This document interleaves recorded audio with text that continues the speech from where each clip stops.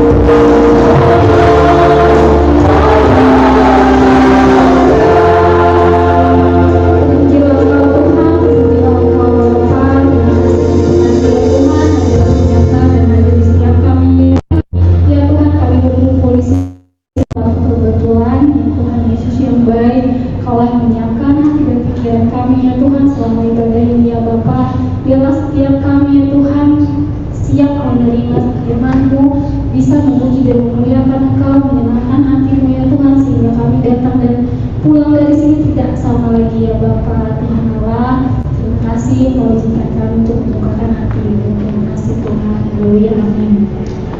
Kita terima sukacita surga, kita akan ujian kita. Terima sukacita surga.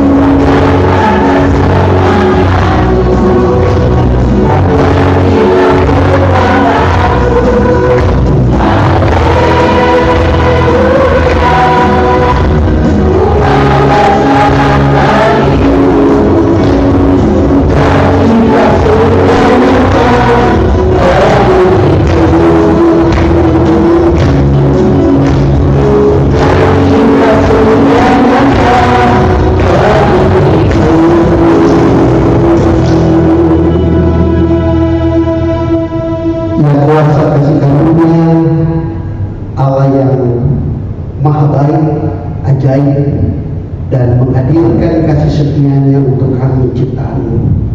Kami bawa hidup kami dalam dekapan perengkuhan firman kudus-Mu yang kami alami, kami rasakan, kami pikirkan, dan kami dalami hanya di dalam Kristus Yesus, sumber kuasa Roh Kudus.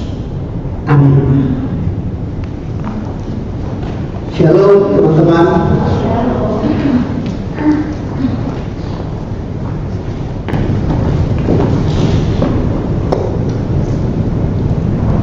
Banyak kali kita memang akhirnya menjadi bukan Kristen. Kemudian Kristen ini kita waktu kita bicara Kristen itu sudah di dalamnya Protestan Katolik ya. Kecuali nanti kalau kita bicara Protestantisme, Katolikisme itu berbeda. Tapi Kristen adalah saudara-saudara yang percayai iman dalam Yesus Kristus, Allah dan Roh Kudus sama kita semua, yaitu Katolik dan Protestan. Kita kemudian menjadi tidak Kristen waktu kita bicara tentang atau memahami tentang surga. Yang saya memaksudkan adalah banyak pikiran kita tentang surga itu sebenarnya bukan pikiran Kristen. Nanti kita akan lihat. Misalnya, surga itu nanti kita dapat kalau udah mati. Jadi kalau kita mati, baik masuk surga, jahat ke neraka. Ini jadi pikiran umum. Sehingga seolah-olah ada dua tempat yang sangat kontras, yaitu surga dan neraka. Dan ini sangat tidak Kristiani. Kita dipengaruhi oleh alam budaya, agama di sekitar kita. Ya. Dari Mesopotamia ke Israel, muncul lagi peradaban Yunani, dan kemudian agama-agama yang ada di sekitar kita, makin kentalah kita untuk menyatakan bahwa sorga itu entar. Nah, ada pertentangan kekristenan di dalamnya, Katolik dan Protestan, ya, yang sebenarnya simpel saja, karena kita ini paling demen ngebanding-bandingin gitu. Padahal sebenarnya agak tabu, walaupun tidak tabu ya, keliru sama salah tuh beda. Keliru itu nggak tepat, kalau salah ya udah nggak benar. Kita keliru. Misalnya kekristenan Protestan bilang masuk sorga itu langsung di dalam Yesus masuk sorga. Tapi kalau Katolik enggak. Katolik masuk sorga itu ada antara, yaitu disebut tempat penyucian. Ada di sini yang boleh angkat tangan yang Protestan biar kita tahu. Protestan. Oke, Katolik. 1, 2, oke. Jadi kalau Katolik ada yang disebut api penyucian yang dinamakan purgatori, begitu ya. Jadi orang nggak langsung masuk sorga. Orang kudu dicuci dulu di situ, dipertimbangkan kebaikannya. Kenapa? Karena purgatori memahami bahwa di surga itu bebas dosa. Jadi kalau ada orang masuk sorga, dia masih punya dosa tuh. Maka purgatori harus nyuci dulu dosanya. Dosanya udah kecuci, baru dia layak masuk sorga. Ini jadi pertentangan, rame sebenarnya. Cuman kebetulan saya tradisinya bukan tradisi bertentangan. Tradisi saya belajar agama, termasuk Islam, adalah merangkul. Kita punya Allah yang sama sebenarnya. Namun ekspresi kealahan itu yang berbeda. Tapi itu lain lagi ya. Lain lagi. Nah, mana yang benar, purgatori atau langsung? Ya sederhananya sih nggak ada susahnya juga. Kalau kita dicuci dulu kan. Yang penting kan masuk ke surganya kan. Nah, lalu kalau kita sudah diselamatkan oleh Kristus, ya nggak perlu dicuci-cuci lagi. Di dalam Kristus sudah tidak ada lagi dosa, amin. Ya nggak ada susahnya juga begitu kan, nggak usah diribet-ribetin gitu. Nah, pemahaman tentang surga yang nanti itu akhirnya berkembang menjadi nanti setelah mati. Kita ini paling senang spekulasi. Penjahat yang jahat di sebelah Tuhan Yesus itu yang sebelah kiri. Yang baik itu sebelah kanan. Lu buka aja Alkitab. Nggak dibilangin yang jahat di kiri, yang baik di kanan. Nggak ada. Kita yang bikin tafsir sendiri. Orang Majus itu 3. Dari mana 3? Karena yang dibawa emas, kemenyan, dan mur. Yaitu jenis bawaan. Tapi orang Majus itu nggak 3. Emang dibilang di Alkitab, datanglah 3 orang Majus. Enggak. kita nih. Karena apa? Mungkin dulu ada film Ben-Hur, dulu banget gitu. Melchior dan lain 3 orang itu ditampilkan di situ. Dan kita mengikuti arahan film itu, padahal Majus itu lebih di atas raja di dunia Irak. Raja harus tunduk kepada Majus karena Majus yang menentukan ramalan masa depan. Majus cari raja. Ini menjadi penting. Tetapi yang kita mau lihat sekarang, akhirnya orang banyak termasuk orang Kristen memahami sorga itu dan neraka itu bertentangan dan wilayahnya nanti setelah mati. Gitu kan. Nah, saudara-saudara, benarkah seperti itu? Mari kita coba buka Matius 3 ayat 17. Matius pasal 3 ayat 17.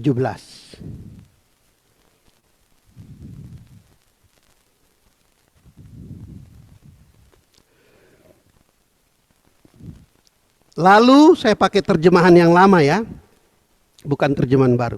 Lalu terdengarlah suara dari sorga yang mengatakan, inilah anakku yang kukasihi, kepadanyalah aku berkenan. Jadi kalau kemudian kita melihat ini ya, kita bisa membuka Matius 5 ayat 16. Ini ayatnya supaya teman nggak penasaran ya. Matius 5 ayat 16. Demikianlah hendaknya terangmu bercahaya di depan orang, supaya mereka melihat perbuatanmu yang baik dan memuliakan Bapamu yang di sorga. Jadi sorga itu apa? Sebelum kita nentuin di mana. Judul ya, sebenarnya judul. Lu kan orang-orang media ya. Saya tamat SMA, kuliah sastra, nggak selesai. Lalu masuk departemen teater di IKJ. Sampai sekarang menjadi sutradara teater, pertunjukan dan film. Lalu masuk, nggak selesai juga. Terus masuk publisistik, jurnalis, wartawan, lalu masuk STT Jakarta. Beda tema sama judul kan. Emang di TV-TV gitu misalnya, atau film lah. Emang film ditulis temanya? Enggak, film kan cuma nulis judul. Gereja-gereja kita aja latah tema. Yesus bangkit, kita hidup. Udah, begitu tema ditaruh, udah nggak ada khotbah lagi, kita udah tahu. Makanya dipilihlah judul ya. Ini secara sastrawi, judul kita sorga di mana. Tapi sebelum menegaskan sorga di mana, kita tahu dulu ya, sorga itu apa. Nah, di dalam bacaan kita ya, Matius 3:17, Matius 5:16, sorga adalah representasi atau sorga adalah kediaman Allah. Demikianlah hendaknya terangmu bercahaya di depan orang supaya mereka melihat perbuatanmu yang baik dan memuliakan Bapamu yang di sorga. Jadi sorga adalah kediaman Allah. Amin. Pada intinya sorga adalah kediaman Allah. Kalau kita buka Markus 16 ayat 19 coba. Markus 16 ayat 19.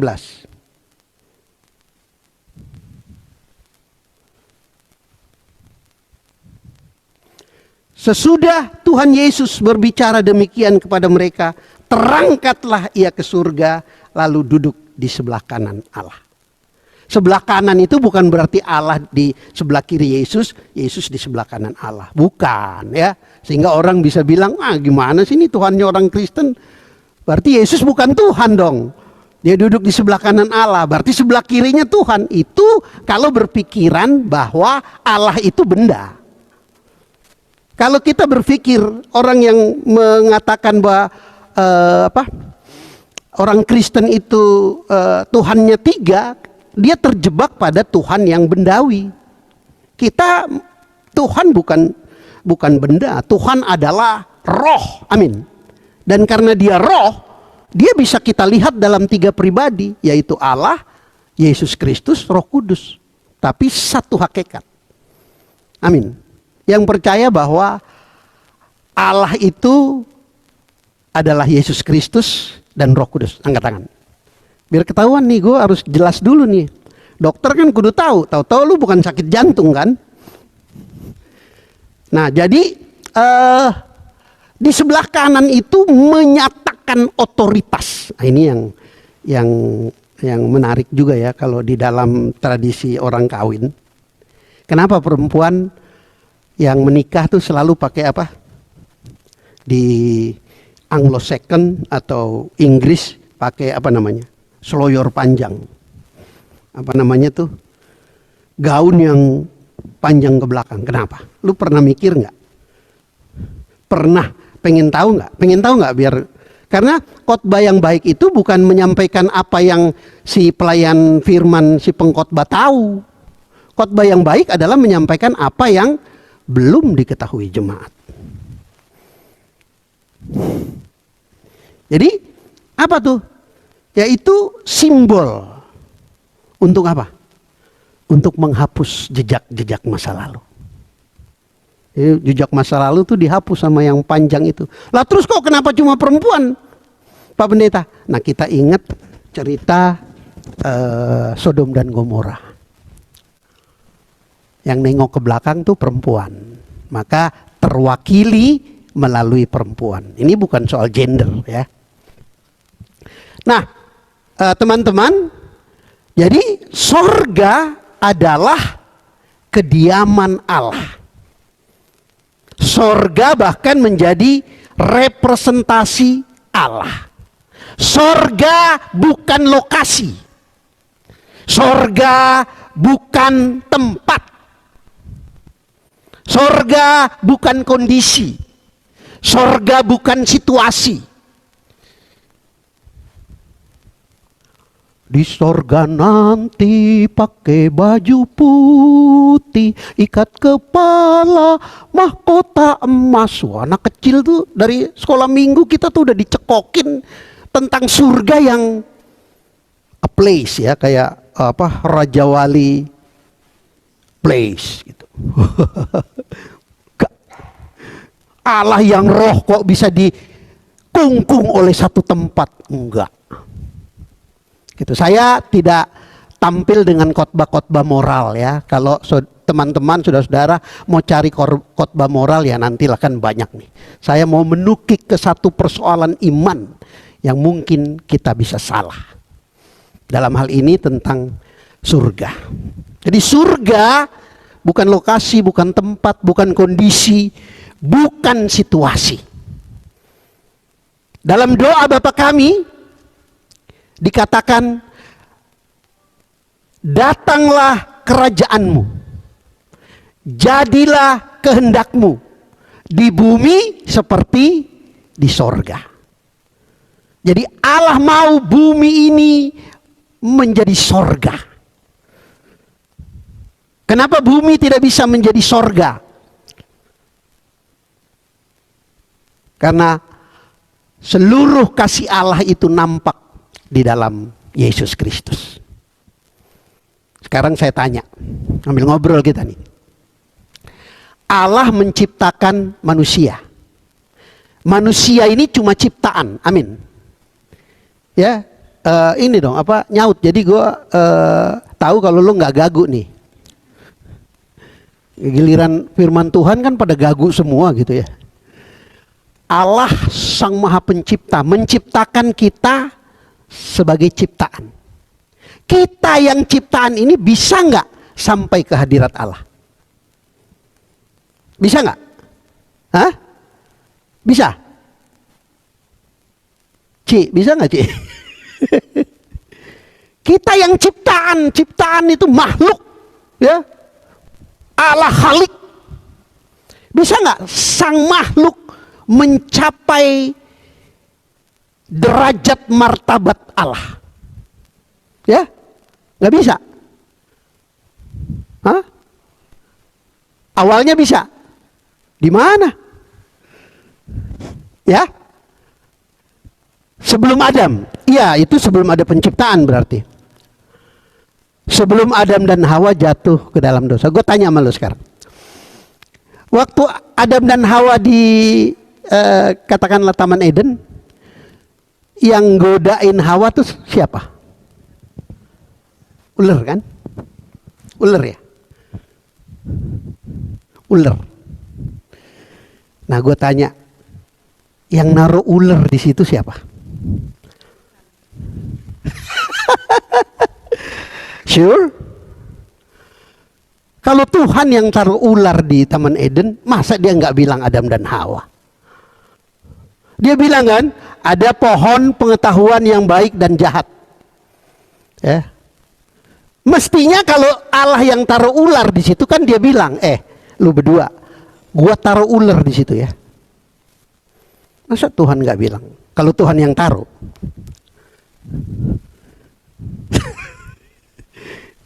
Pernah mikir, ya ini kerjaannya pendeta kudu begitu kan? Kalau pegawai karyawan ya nggak mikir gituan lah, itu urusan lo. Siapa yang taruh ular di itu? Wah, itu seru. Letter Lux bukan ular. Tapi apa? Kelicikan, kejahatan, ketidakbenaran. Dalam bahasa Alkitab King James Version diterjemahkan bukan snake, tapi serpent. Kelicikan, kejahatan. Agak menarik, bahasa Indonesia menerjemahkannya menjadi ular. Padahal yang dimaksud di situ adalah kelicikan, kejahatan, ketidakbenaran. Wah, itu nantilah ya, bukan topik kita. Ini juga marketingnya pendeta begini nih. Nah, surga kalau begitu apa? Kalau dia bukan tempat, dia bukan lokasi, dia bukan situasi. Surga itu apa? Surga adalah dimensi. Kita bertemu di sini, ya Raja Wali Pelec atau Plec ya? Hah? Raja Wali ini adalah sarana. Tapi ketika kita berhimpun di dalam tadi yang disampaikan, kita mendekat kepada kasih karunia Allah, itulah dimensi.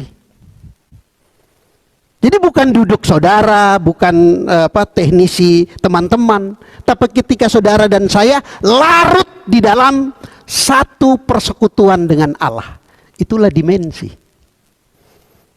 Jadi sorga bukan tempat, bukan lokasi. Sorga adalah dimensi relasional Allah dan ciptaan.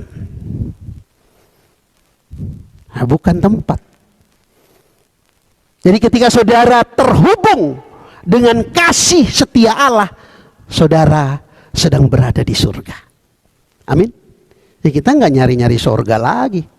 Nggak pusing-pusing lari ke sana kemari mau cari sorga, enggak. Sorga karena itu hanya ada di dalam Allah. Dan kita tahu Allah adalah Yesus Kristus. Amin. Maka ketika kita berada dalam dimensi Allah, kita ada dalam relasi keterhubungan dengan Kristus.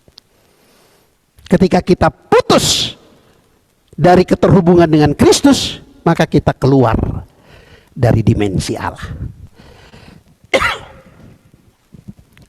Keterhubungan itu nyata. Coba Yohanes 3 ayat 13. Nyata.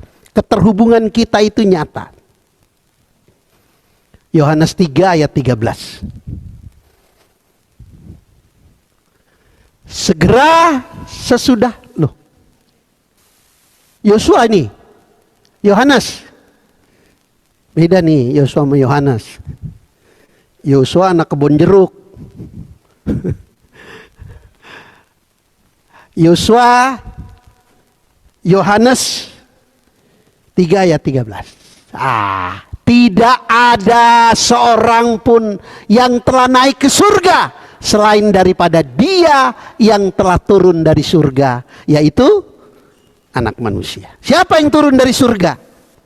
Yesus. Allah, ya. Allah yang memiliki seluruh hidup kita, Dia yang kemudian turun. Makanya Natal itu sebenarnya adalah Allah yang datang. Jadi karena Allah itu datang, Dia tinggalkan dimensi surga, Dia datang. Itu sebabnya saya kalau khotbah Natal nggak di mimbar, karena mimbar telah ditinggalkan oleh Allah di Natal. He touch you, Dia datang. Jadi kalau ada orang yang anti pendeta turun mimbar, inilah arti yang sebenarnya. Ada juga sih pendeta yang turun mimbar, tapi ya pokoknya cuman turun untuk entertain aja. Tapi dasar sumbernya adalah Yohanes 3 ayat 13. Tidak ada seorang pun yang telah naik ke surga selain daripada Dia yang telah turun dari surga, yaitu Anak Manusia, yaitu Yesus. Maka dimensi surga adalah ketika kita direngkuh oleh kekuatan Allah. Teman-teman tahu nggak, ini kan dikit lagi mau Natal. Agak jauh ya. Kenapa Yesus lahir di Palungan?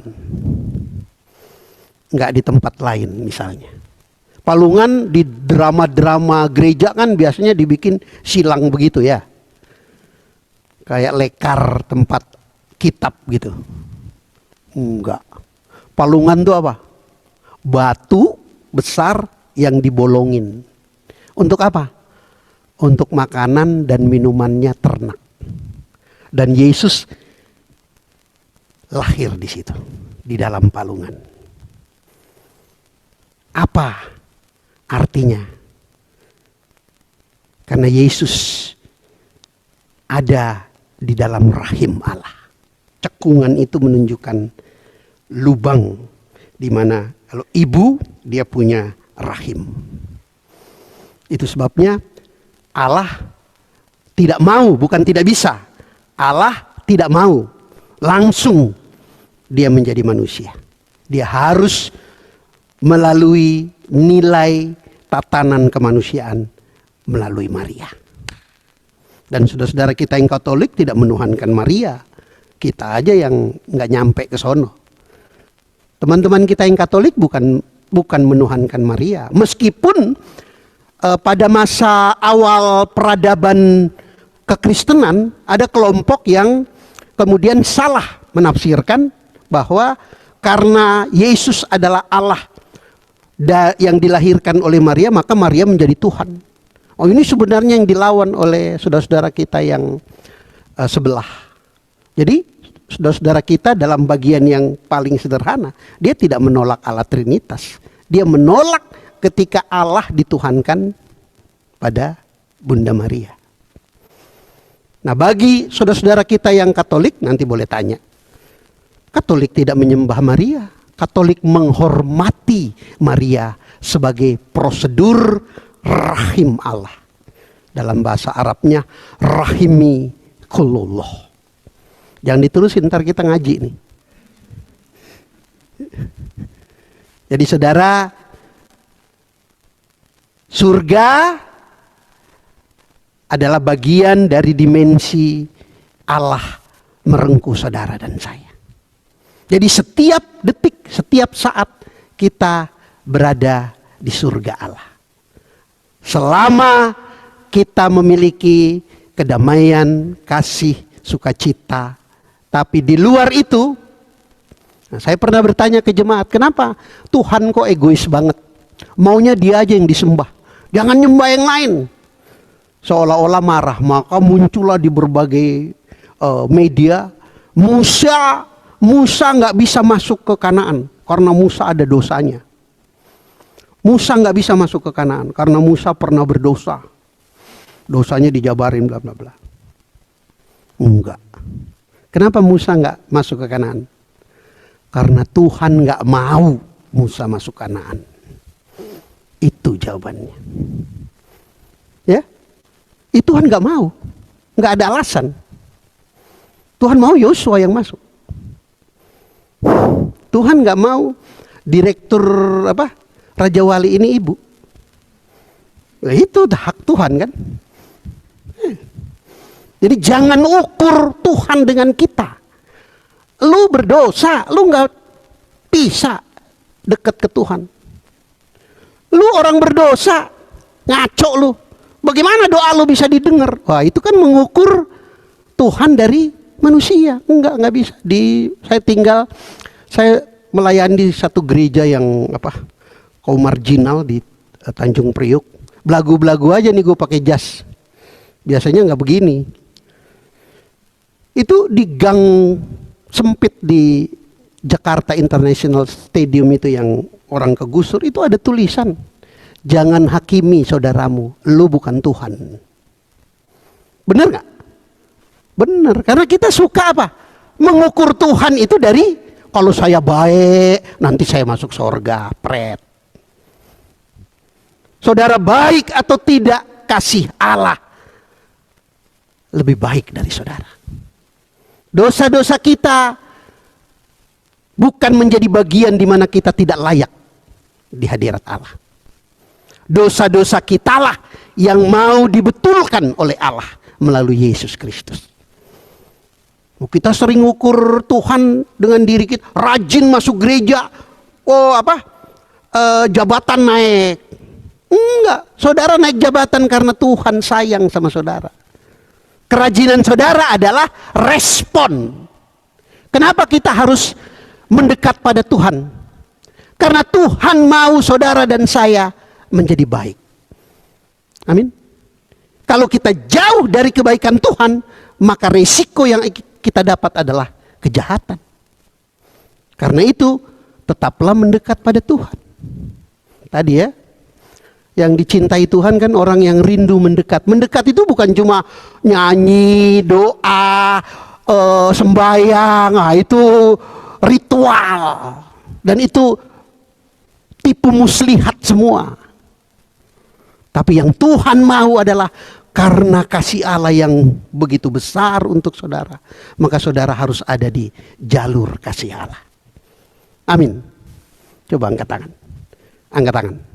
Katakan, Allah sumber kasih karunia. Taruh di kepala, aku beroleh kasih karunia Allah. Tepuk bahu orang kiri dan kanan, katakan, kamu kasih karunia Kristus. Kamu kasih karunia Kristus. Saudara dan saya berada di surga sekarang. Yang lain gue nggak tahu di mana. Jadi surga sederhana. Seperti Tuhan Yesus bilang, surga itu seperti biji sesawi, kecil, nggak gede-gede amat. Itu sebabnya, saudara-saudara, maka kalau kita bicara surga, Kristus Sang Rahim Allah. Wahyu 21 ayat 22.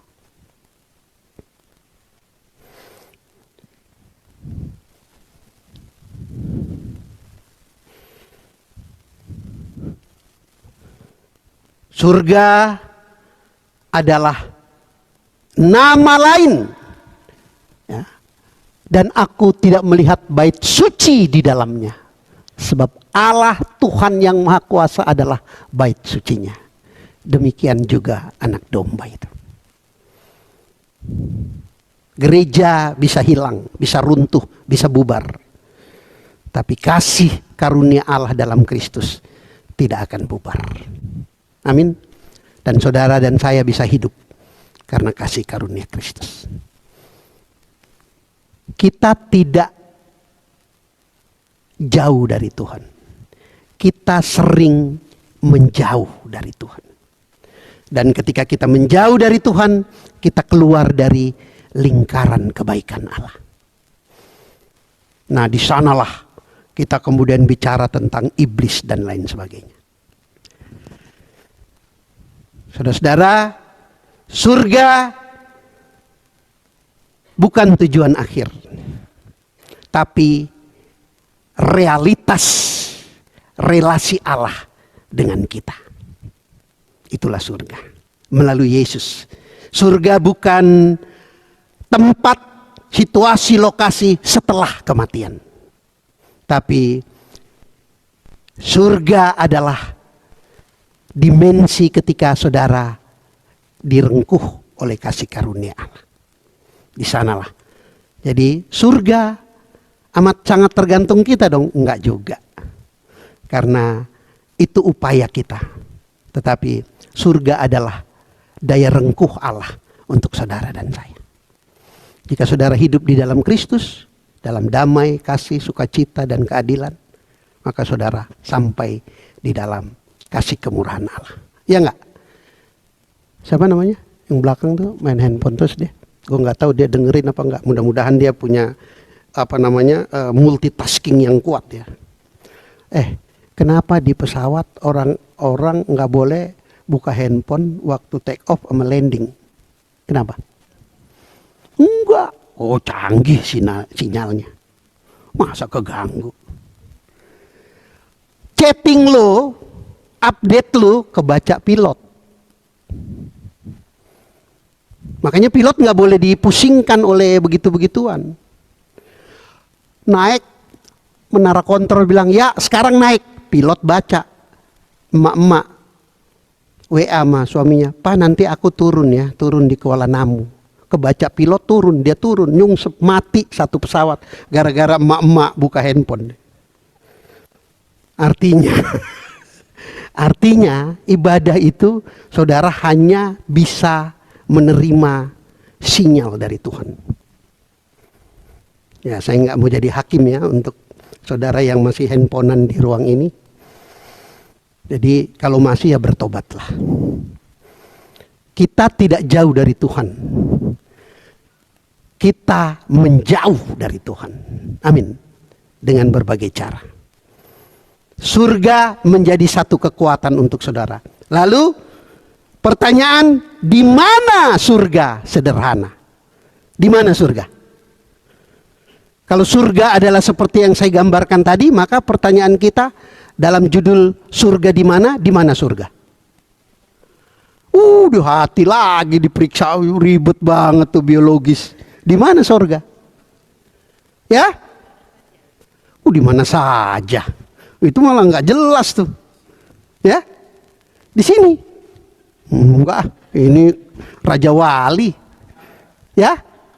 Di mana surga? Ya? Di mana apa? Di mana ada kedamaian, orang banyak kedamaian. Damai makan itu pengemis gitu, damai. Di mana surga? Ya? Ya, relasi apa? Kristus. Jadi surga di mana? Di dalam Kristus. Ketika saudara hidup di dalam Kristus, saudara berada di dalam surga. Amin. Providensia kita, predestinasi kita, ya, yang disampaikan banyak ahli-ahli teologi adalah takdir kita adalah Kristus. Amin. Mari angkat tangan. Katakan, takdirku adalah Kristus. Dan aku hidup untuk Kristus. Hai pikiranku. Oh, ini terapi lo, kalau ngikut terapi gue mahal lo. Self provocation. Hai pikiranku. Kamu direngkuh oleh Kristus. Yakinlah. Percayalah. Sakitmu sembuh dalam Kristus. Amin. Ya. Terus bagaimana neraka? Sepanjang saya ngobrol tadi kan nggak ngomong neraka kita. Lalu neraka bagaimana? Itu sesi lain lagi ya. Mudah-mudahan nanti kita bisa ketemu lagi. Yang penting sekarang saudara dan saya ada di dalam surga Kristus. Saya Glorious Bawengan. Jangan ubah remote control saudara. Sebab saya bisa kembali lagi sewaktu-waktu. Waspadalah. Amin. Mari berdoa. Terima kasih Bapa, di dalam rengkuhan kemurahan kasih setiamu, kami didekap oleh relasi keagungan Allah yang agung, Allah yang maha rahim, Allah yang maha kasih, Allah yang mau kami memiliki kasih Allah. Dan kami didekap oleh kebenaran surgawi karena Kristus. Sebab Kristuslah pemilik surga kekal. Kristuslah yang membawa kami ke dalam dimensi surgawi untuk kami terus ada dalam kebaikan, kasih setia, dan kemuliaan Allah melalui Yesus Kristus dalam Roh Kudus. Yang percaya katakan amin.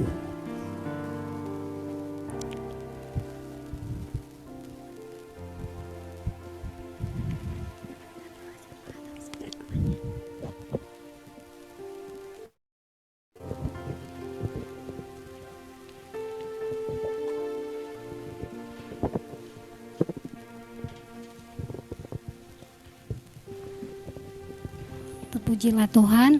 Pengumuman minggu depan tanggal 19 Juni kita tetap beribadah di sini di jam yang sama, nanti dilayani oleh Bapak Pendeta Nyoman Agus.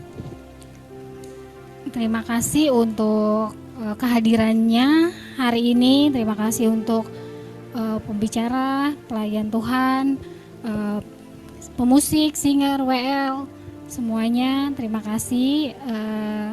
Kemudian untuk persembahan seperti biasa bisa lewat QRIS, bisa juga lewat kotak persembahan di belakang. Sebelum kita masuk doa syafaat, kita nyanyikan sebuah lagu Hadirat Tuhan, kehadiran Tuhan di dalam Tuhan Yesus yang selamanya yang menghadirkan surga di dalam kita. Kita diizinkan, kita terima semua janji-janji Tuhan karena kita berada di dalam hadirat Tuhan. Mari kita bangkit berdiri.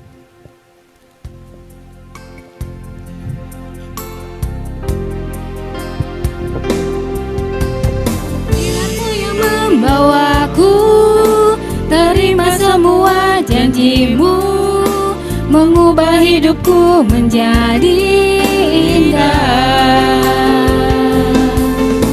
Hadirat-Mu yang menguatkan aku di dalam pengharapan. Yesus untuk selamanya hiduplah dalamku. Yesus untuk hadirat-Mu yang membawaku, terima semua janji-Mu, mengubah hidupku menjadi indah. Hadirat-Mu yang menguatkan aku di dalam pengharapan. Yesus untuk selamanya hiduplah dalamku. Yesus untuk selamanya hiduplah dalamku.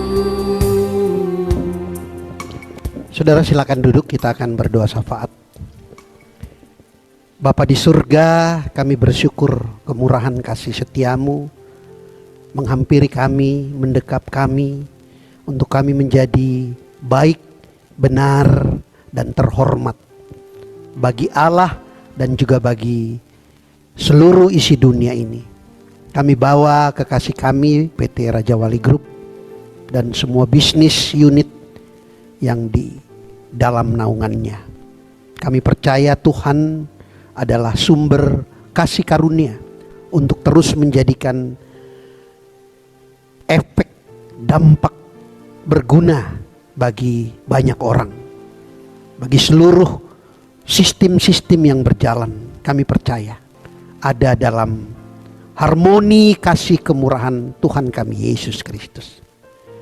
Kami bawa saudara-saudara kami, jemaat yang saat ini dimanapun berada, Raja Wali Group, di tengah pekerjaan, tugas, tanggung jawab, usaha, upaya, Tuhan adalah kasih setia yang membuka jalan, memberikan solusi-solusi indah di dalam tiap kehidupan. Tanggung jawab, harapan, kami percaya Tuhan memenuhinya dengan kemuliaan dan penuh dengan kasih sayang. Kami percaya proses pemasaran hotel dan residence Santo Regis dan Raja Wali Place Office Tower ada di dalam kasih kemurahan Tuhan, sehingga berkat-berkat mengalir dan bagian-bagian indah untuk membahagiakan, menjadikan berguna, berdampak bagi semua kehidupan, juga bagi kami semua. Kami percaya Persekutuan Doa Raja Wali Group PDRG adalah bagian dari sayap-sayap Allah yang terbentang untuk berkepak indah, tangguh, kuat, utuh, sehingga kemuliaan Tuhan melalui Yesus Kristus dalam Roh Kuduslah yang terberita. Dan kami percaya Tuhan hadir bagi kesembuhan kekasih-kekasih kami, adik Ranja dan adik Mahes, mama dari Angel, dan kekasih-kekasih kami yang tidak kami sebut satu persatu, tetapi mendamba kesembuhan, kepulihan, kesegaran. Allah lah sumber kasih karunia. Kami percaya bangsa dan negara kami dalam tiap keadaan selalu ada dalam harmoni, selalu ada dalam kerukunan, kedamaian, dan kesentosaan abadi hanya dalam kasih Kristus yang membawa bangsa negara kami, pimpinan negeri ini, dari presiden sampai di tempat-tempat terbawah, Allah menaungi dalam kedamaian dan kesukacitaan. Damai sejahtera, kasih setia hanya kami bawa di dalam Kristus yang bersedia menghadirkan berkat bagi kami semua. Mari berdiri saudara, kita terima berkat Tuhan. Arahkanlah